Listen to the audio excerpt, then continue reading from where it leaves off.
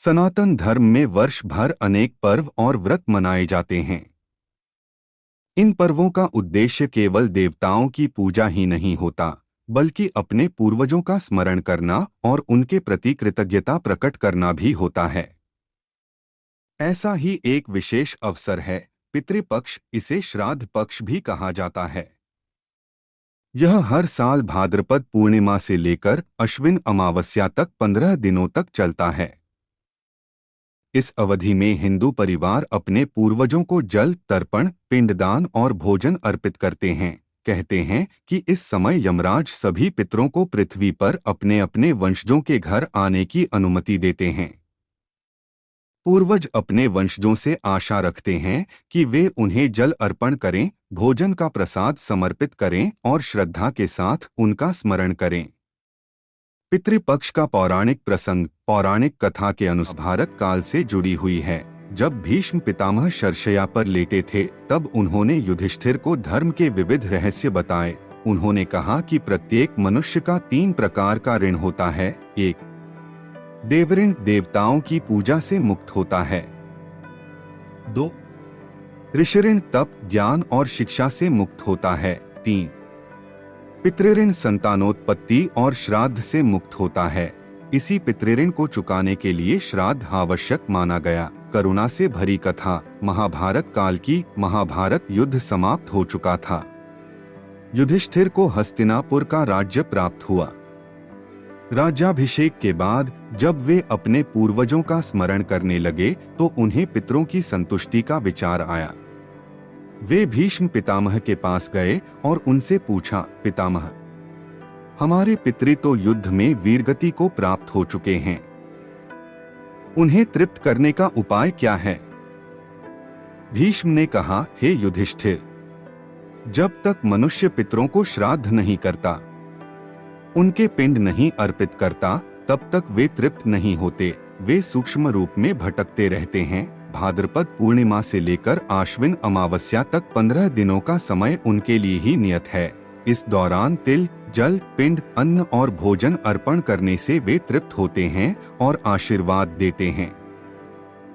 युधिष्ठिर ने पितामह के बताए अनुसार पितृपक्ष में श्राद्ध किया।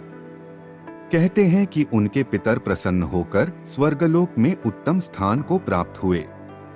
श्राद्ध की आवश्यकता पर एक कथा। श्राद्ध का कारण एक अन्य कथा करा पुत्र कर्ण से जुड़ी हुई है। कर्ण दानवीर के रूप में प्रसिद्ध था। उसने जीवन भर सबको दान दिया, परंतु उसने कभी पितरों का श्राद्ध नहीं किया। जब कर्ण स्वर्गलोक गया तो उसे स्वर्ग में अन्नजल के स्थान पर केवल सोना और रत्न प्राप्त हुए। भूखा प्यासा कर्ण भगवान से बोला, प्रभु, मुझे अन्न और जल क्यों नहीं मिल रहा? तब भगवान ने कहा, तुमने जीवन भर सबको धनरत्न का दान दिया, परंतु अपने पितरों को अन्नजल का श्राद्ध नहीं किया। इस कारण स्वर्ग में भी तुम्हें वही फल मिल रहा है। कर्ण ने प्रार्थना की कि उसे पृथ्वी पर लौटकर श्राद्ध करने का अवसर मिले। भगवान ने उसे 15 दिनों के लिए पृथ्वी पर भेजा। उन्हीं दिनों में कर्ण ने अपने पितरों को श्राद्ध करके संतुष्ट किया। उसी समय से पितृपक्ष की परंपरा शुरू हुई। पितृ में हर इंसान अपने पूर्वजों के लिए तर्पण और श्राद्ध करे तो उनके पितर संतुष्ट होते हैं और आशीर्वाद देते हैं।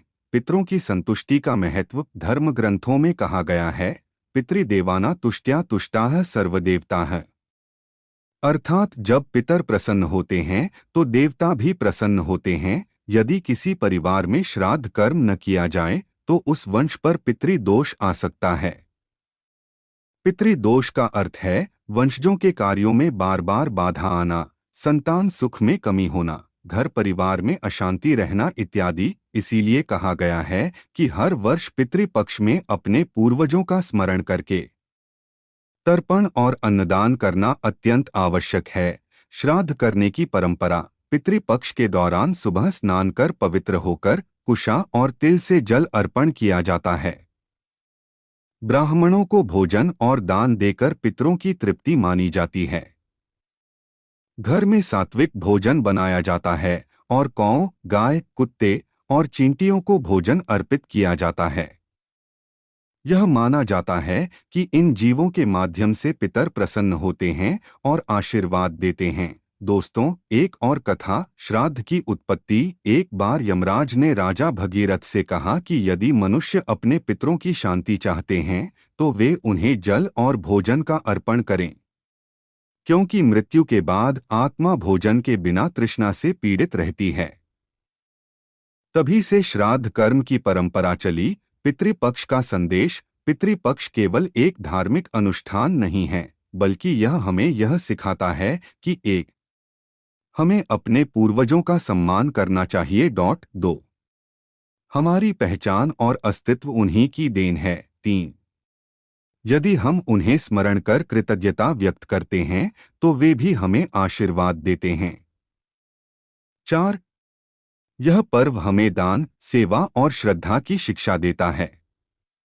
त्रिपक्ष का महत्व। 1 यह समय केवल आत्मिक कृतज्ञता का ही नहीं, बल्कि परिवार की समृद्धि और कल्याण का प्रतीक है। 2 माना जाता है कि पितृपक्ष में श्राद्ध करने से पितरों की आत्मा मोक्ष पाती है और वंशजों का जीवन कष्ट मुक्त होता है।